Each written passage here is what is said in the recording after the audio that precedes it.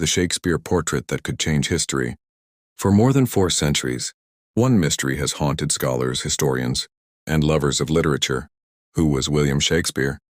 The man whose words reshaped the world left behind little more than plays, poems, and a cloud of unanswered questions.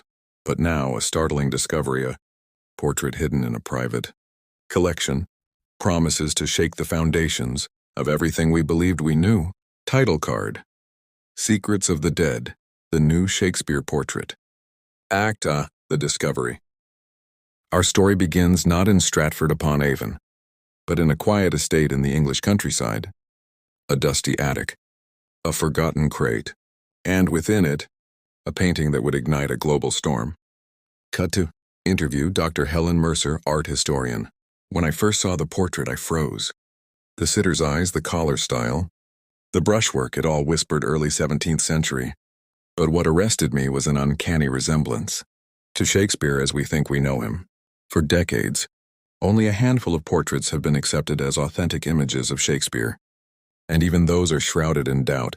The Chandos portrait, the Droeshout engraving, each questioned, debated, picked apart. But this new portrait, if real, could be the earliest and most lifelike depiction ever discovered.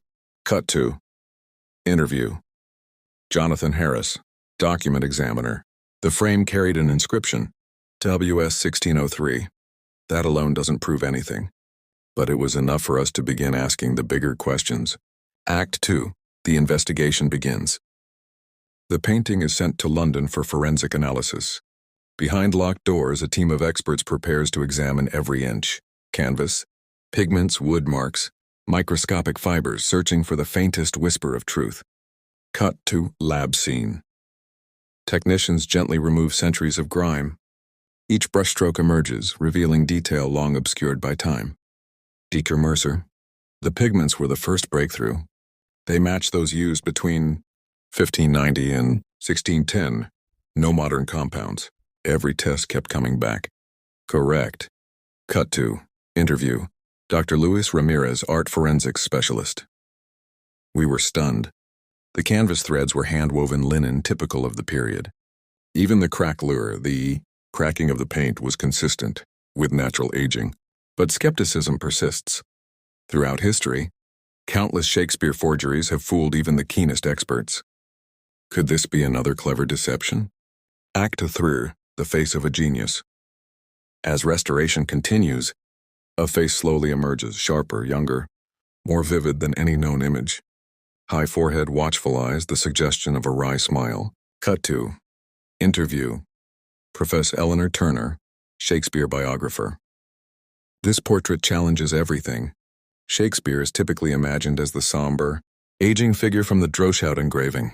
But in 1603, he would have been in his prime, a rising star of the London theatre. Cut to the side-by-side visual comparisons. Chandos portrait, Droeshout engraving, newly restored portrait. Professor Turner. The resemblance is remarkable. But even more compelling is the psychological intensity. This is a man who observed everything, a mind alive with ideas. But resemblance alone is not proof. The team digs deeper into archives, records, letters, wills, lost inventories, searching for any mention of a commissioned portrait. Acit 4. Clues from history. The year 1603 was pivotal. Queen Elizabeth had died. King James ascended the throne.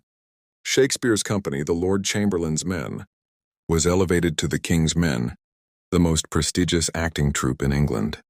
Cut to interview Dr. Francis Bentley, theater historian. Shakespeare was no longer merely a playwright. He was a national figure. It's entirely plausible that a portrait would be commissioned around this time to mark his rise. A breakthrough comes from a forgotten household inventory, dated 1621, discovered in an archive in Warwickshire. Cut to Dr. Mercer holding document. It lists a likeness of Mr. Shakespeare in oils. No description, no artist's name. But the date and location align uncannily with the painting's provenance. Act Fee, the artist's hand. Every portrait hides the signature of its creator, not always written in ink, sometimes only visible in technique. The team begins comparing the new portrait to works of known Elizabethan and Jacobean painters. Cut to interview Dr. Anne Guilford, Renaissance art expert.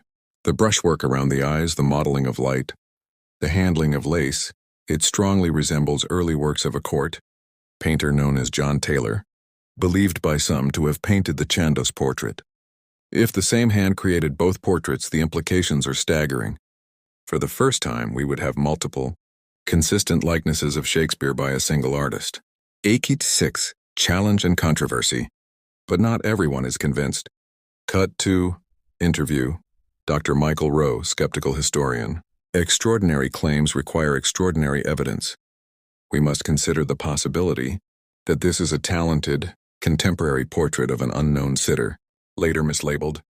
Experts debate brushstroke analysis, pigment composition, historical context. Rival theories emerge. Some suggest the painting may depict a nobleman, a poet, even a contemporary actor. Dr. Rowe. People want to see Shakespeare. They project him onto any face remotely similar. Yet evidence continues to accumulate in favor of authenticity. The age of the wood, the chemical composition of the varnish, the discovery of a faint maker's mark on the frame. Acet 7, the secret inscription. In the restoration lab, infrared scanning reveals a hidden detail, an underlayer inscription, barely legible. Lab technician. We enhanced the scan, stabilized the contrast, and the letters became clearer. The inscription reads, "For J. Hem, Prof. Turner." John Hemingis was Shakespeare's friend, fellow actor, and one of the editors of the first folio. If this painting was created for him, it would be the closest thing to a contemporaneous endorsement.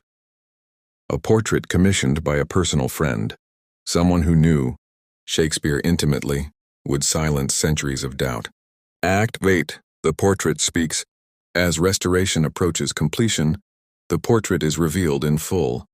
Shakespeare stands posed not as a mythic figure, but as a living man, vital, ambitious, aware of his rising fame. Dr. Mercer. This is not the Shakespeare of statues or currency notes. This is the real person, the man behind the plays. Dramatic reading. Lines from Hamlet, Othello, King Lear narrated over shots of the portrait. The gaze seems almost to challenge us. Know me. Understand me, I lived. Astine. Implications for history. If authenticated, the portrait could reshape Shakespearean scholarship. Dr. Bentley. Every play takes on new resonance when we understand the man who wrote it. This portrait offers new insight into his youth, personality, and self-perception. It may rewrite biographies, influence academic interpretations, and alter how future generations visualize the world's greatest playwright. But perhaps the most profound impact is emotional. Prof. Turner. We have spent centuries searching for the human behind the legend, and here at last he looks back at us. ACTX, the final verdict. Months of debate lead to an international symposium. Historians, artists, scientists gathered to decide the painting's fate. Arguments echo through lecture halls. Data is presented. Opinions clash. Then, after hours of deliberation, a consensus begins to form. Press conference. Dr. Mercer steps forward. Dr. Mercer. While no single piece of evidence is definitive, the convergence of forensic, stylistic, and historical data strongly indicates that this portrait is a contemporary likeness of William Shakespeare. Applause erupts. Cameras flash. The world now has a new window into Shakespeare's life, a face painted more than 400 years ago, preserved across centuries of silence. Epilogue. The portrait now hangs in a climate-controlled gallery, where thousands come to stand before it. Some whisper quotations, others stare in awe. Some simply smile, for in this painting, we glimpse not only a playwright, not only a legend, but a human being, one who loved, struggled, dreamed, and created works that shaped the world, a face reclaimed from the shadows of time, a secret of the dead finally revealed. Fade out. The end.